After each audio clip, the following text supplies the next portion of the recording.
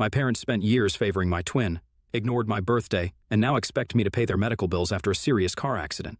I, 23, female, have a twin sister, Allison, who I'm not on good terms with. Scratch that. I'm not even on speaking terms with her, and neither with my parents. We used to be at least on talking terms in spite of the way I've been treated in the past, but for the last 2 years I've kept my distance, and they hadn't bothered to reach out to me either, until recently. Allison is 12 minutes older than me, and by default the golden child because she's older. My parents only wanted one kid because that's what they had planned for, and they didn't have the means to raise two. But by the time they found out, it was too late, and Mom didn't want to risk anything. I found out about this around the time I was in high school from my drunk uncle at a Thanksgiving party, and that was pretty much the day I stopped trying to win my parents over. They'd done the most natural thing somebody in those circumstances could do, give birth to 2 kids, and decided that only one of them would be loved. That happened to be Allison and not me. Right from when we were kids, the sibling rivalry between me and Allison was insane. Everything she could do, I tried to do better just to impress our parents, but they just seemed to hate me more for outdoing their golden child. I'll be honest, Allison really wasn't interested in being better than me. She just wanted people to validate her, so she'd pretend she cared about the competition we had going on. I'll admit that she was good at manipulation and making people believe that she actually felt hurt when I'd do things better, which led to a lot of people validating her feelings and putting me down to make her feel better. These people included my parents, a couple of our relatives, and even some people from high school. To conclude, what I got out of the competition was good grades and lots of co-curricular activities so I could be better than my sister. And what she got out of this was my parents' and other people's attention, validation, and sympathy, because I was clearly the bad guy for making her feel less. Looking back, I don't think I would trade that, but I sure would like to rub it in her face more than I had at the time. Then, 2 years ago, we celebrated our 21st birthday. Both of us had graduated by then. She graduated from a regular college, but I graduated from one of the top business schools in the state. Not only that, I'd also been the valedictorian and had been on a scholarship, which meant that my parents had saved quite a lot on my education. Call me crazy, but I actually expected my parents to be happy about it. They weren't, and only paid attention to Allison and her future because she had barely scraped by. Both of us had moved back home, but while I was working from home at a firm as an intern already, Allison was still looking for jobs and getting rejected left and right. My parents cared more about that and hadn't even bothered to congratulate me or anything. I couldn't say I was surprised, but I sure was disappointed. I tried to hide it because, at the time, I was still living with my parents and hadn't saved up enough to move out yet. So I decided I'd just keep my mouth shut about my feelings. But after our 21st birthday, I just couldn't anymore. I expected them to do something big for us, but the day before our birthday, I discovered that everyone had left me home alone. And all that they left for me was a note that said they were heading to the beach with Allison and her friends and would be back after a couple of days. I still remember being absolutely shattered when I read that note because they'd taken Allison and her friends on a beach trip while all I got was a happy birthday note and a 50 gift card. A lot of things had been unfair about my childhood, but that was where I drew the line. It was just so hugely disappointing and heartless of them that I decided to move out that day and never look back. I had a couple of friends who were willing to let me stay with them until I found a place of my own and could afford it, which wouldn't take long because the firm I was interning at was probably going to hire me after the internship was over. So I just needed a place to live for 2 months at most. I packed my stuff and moved in with a friend of mine without telling my parents or sister and haven't looked back even once. Neither did they miss me enough to ask me to come back. They did call me on my birthday, the day after I moved out, but not to wish me. They wanted to tell me that they'd be back soon and said that I should probably get a plumber to get the tap fixed. I told them that I wasn't living at home anymore and I'd moved out, thinking that at least that information would get a reaction out of them, but with no such luck. My parents seemed all right with it, and Allison didn't care. So that was it. That was the last time I had a proper conversation with my family. Since then, I haven't gone back to see them, and neither have I heard from them. I did hear about Allison sometimes from my friends a couple of times, and that's how I stayed updated on her life, but that's about it. They didn't know anything about my parents, and my parents didn't know anything about me. I've worked hard over the past 2 years, and now I have a place of my own. It's not a mansion, but it's a nice apartment in a good neighborhood. The rent is affordable with my income, which is great because most people my age haven't been able to get here so quickly. I'm happy with how my life has turned out, and have tried my best to keep my family out of my head.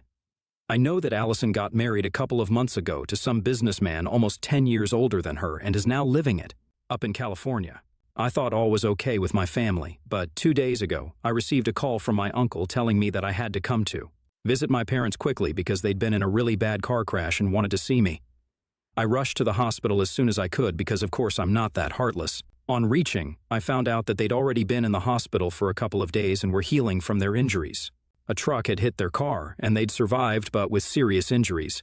They didn't have health insurance because my dad had always believed that if we just took care of ourselves, we wouldn't need the hospital at all, which is by far one of the most idiotic takes I've ever heard. They'd first contacted my sister, but she told them that she wasn't going to come back, and neither was she going to help them.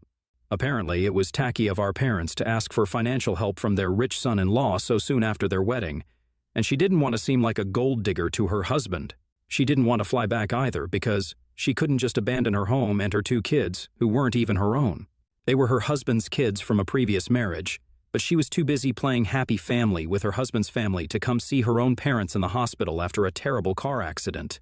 But it's not like she could have helped them with the bills even if she wanted to, because if her husband wasn't there for her, she wouldn't have been able to afford even the flight tickets back home, seeing as how she's just a stay-at-home mom now to kids who aren't even her own. So much for being the favorite daughter and the golden child. I couldn't believe that they hadn't even had the decency to call me first. But it got even more infuriating when my uncle said that my parents now wanted me to cover their medical expenses. It's obviously a huge amount, and it'll take me a long time to recover from a financial loss like that. I don't want to have to spend so much, especially on people who never cared for me or showed me any love my entire life. I know they have other family to take care of them, and even if I don't pay for them, someone else will. It's just that it'll probably be more humiliating for them to take money from others, and they'll definitely have to return it a lot sooner than they would have had to return the money to me. At least that's what they told me while requesting me to cover the bills, and even promised I'd have the money back in no time. So I don't know.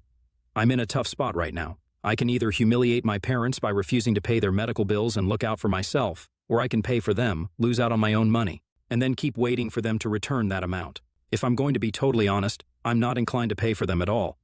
We haven't spoken in the last 2 years, and things have been bad between me and my family for as long as I can remember. They're as good as strangers to me now, so I don't feel very compelled to help them out right now. But then that would mean I'm no better than Allison, which would suck. So, AITA for not wanting to help my parents pay their hospital bills after they were in a really bad car accident? Update 1. Hey there. I decided not to help my parents. It was a really hard thing to do, but to be honest, I knew their bills would be taken care of, so they had nothing to be worried about. They'd only asked me because they didn't want to ask their other relatives and were being too egoistic. I haven't told them about it yet, though, because how do you even tell your family that you're not going to be helping your parents cover their medical expenses after they've been in such a terrible accident? It's been almost 5 days since I met them, and after reading the comments, I realized I was still subconsciously competing with Allison. She didn't help our parents, so I felt the need to step up and prove that I was the better daughter or whatever.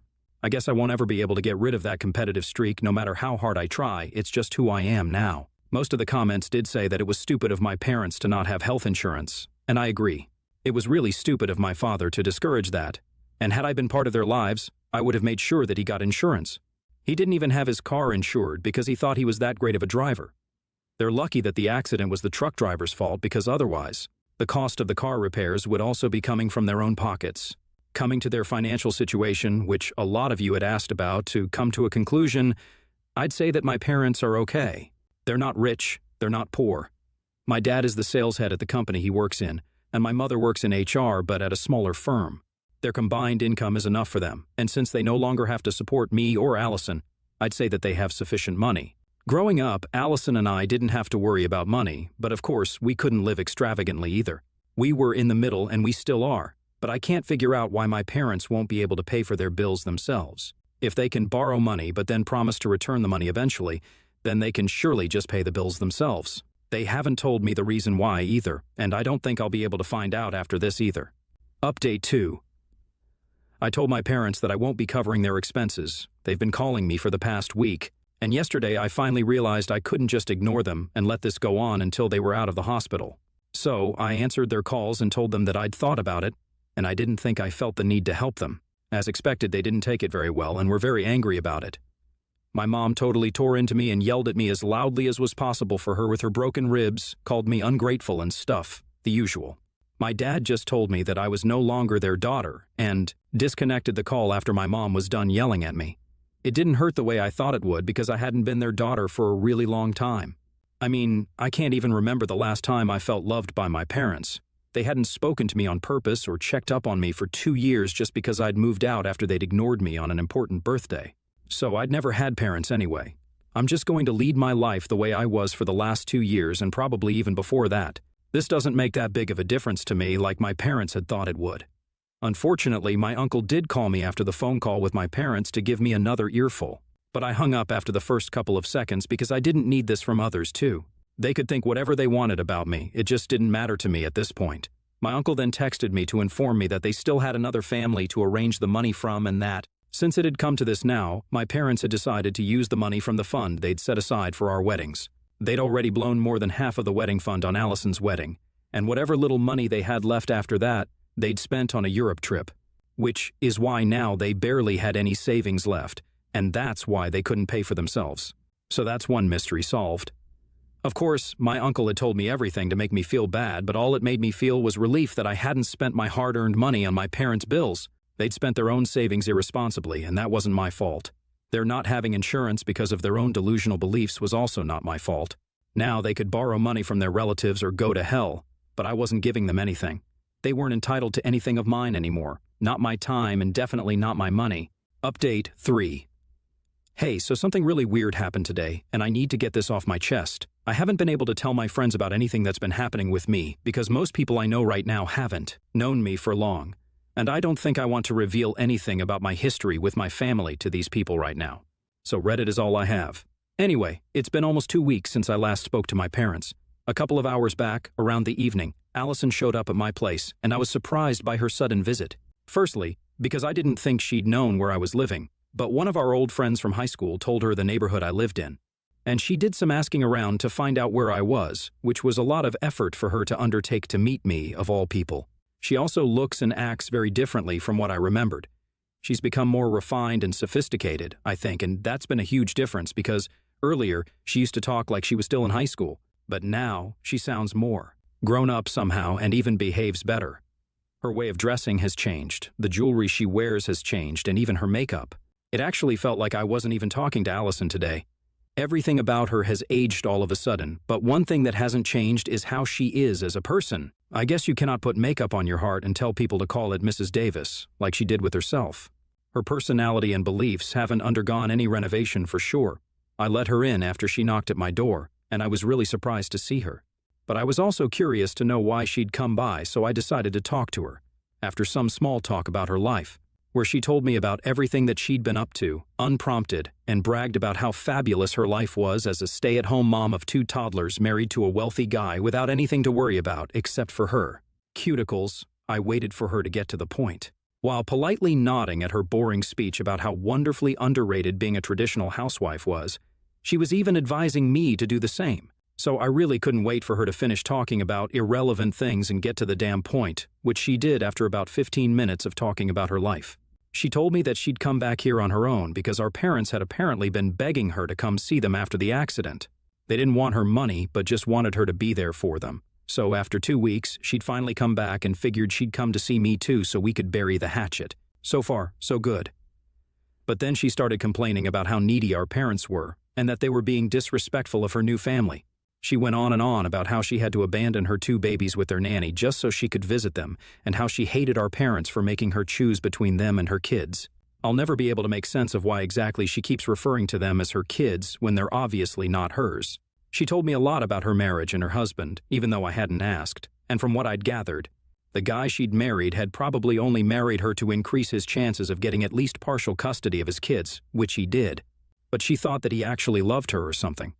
He'd been in the custody battle for quite some time now, and since he was a full-time businessman, he didn't have enough time to spare for his kids. His ex-wife was using that against him. But then he announced that he was engaged and was getting married as soon as the divorce came through, and that tilted the scales for him. Allison told me all of this while bragging about how she had saved those kids, but it just sounded to me like her husband had used her. They hadn't even known each other for more than a year when he asked her to marry him, so it was very clear that he was not in love with her. Nobody falls in love that quickly, especially after a divorce. But she seemed blissfully unaware of it, or maybe she knew that he didn't love her, but was willing to look past that because of the huge bank balance and was okay with being a glorified nanny to her husband's kids. In addition to that, she was mad at her own parents for wanting her to be by their side after they'd been in a really bad accident because that was somehow taking away from her time with her new family. which comprised a husband who probably didn't even love her much, and 2 kids who were not related to her at all and were doing just as fine with their nanny as they were with her. If the word ungrateful ever had a face, it would be Allison's. I'm no fan of my parents myself, but honestly, when she was talking to me about how they were being too needy, I couldn't even believe that this was the girl they'd rejected me over and over again for. Then she got to the point of her visit and told me that she'd be leaving in 2 days. She'd promised Mom and Dad that she'd stay for at least a month, but she claimed that she was already bored of listening to them talk about the accident and how they'd had the worst experience of their lives for the 10th time and needed to get back home soon. So now she wanted me to reconcile with them and take her place because she didn't want to feel the guilt of knowing that she'd abandoned her parents when they needed her to be there for them. She didn't know that they'd cut me off yet because I refused to help them with the bills, probably because they don't talk about me or even think of me, so they didn't bring that up with Allison. She was here because she wanted sympathy from me, because she'd had to deal with our parents, had to abandon her family, and now wanted to use that sympathy for her own gain. She wanted to make me step into her shoes and become our parents' emotional support because she didn't feel up to the task. It was just classic Allison manipulation, but I knew it all too well and didn't fall for it. I also had no intention of telling her that while she was at my house, which would inevitably lead to a fight, so I told her that I'd try, but I know I won't. She laughed after telling me to keep in touch, but we both know she doesn't mean that. I was actually glad to see the back of her because not only was she a terrible and narcissistic person, but she was also really boring to talk to. I could barely get a word in while she droned on about her uninteresting life in California. It basically just revolves around parties, her stepchildren, and her husband. She thinks she's living the life, but I thought it was really sad since clearly her husband doesn't love her, and her kids spend half of their time with their mom anyway. So of course, they're going to grow up to prefer their biological mom over Allison, and probably do so even now, from what I heard. But it's okay because that's the life she chose for herself, and the life I choose for myself is going to be one that is far, far away from my family because they're really undeserving of even a quarter of my attention or sympathy. If anything, today taught me that I've been right to distance myself from my parents and my sister because I do not want to be part of these people's lives. They're incredibly selfish and cruel, and I highly doubt they're even capable of thinking of anyone apart from themselves, especially Allison. I'm ashamed that I'm even related to such people, honestly. At least now I've been able to cut ties with all of them for good, and it isn't likely that they'll be able to get in touch with me anytime soon. I blocked Allison as soon as she left, and I've already had my parents and other relatives blocked for a couple of days now. So I think I'm safe from being troubled by my family for at least the near future. I'll pray that they don't get back in touch with me after this either because I'm way better off without them.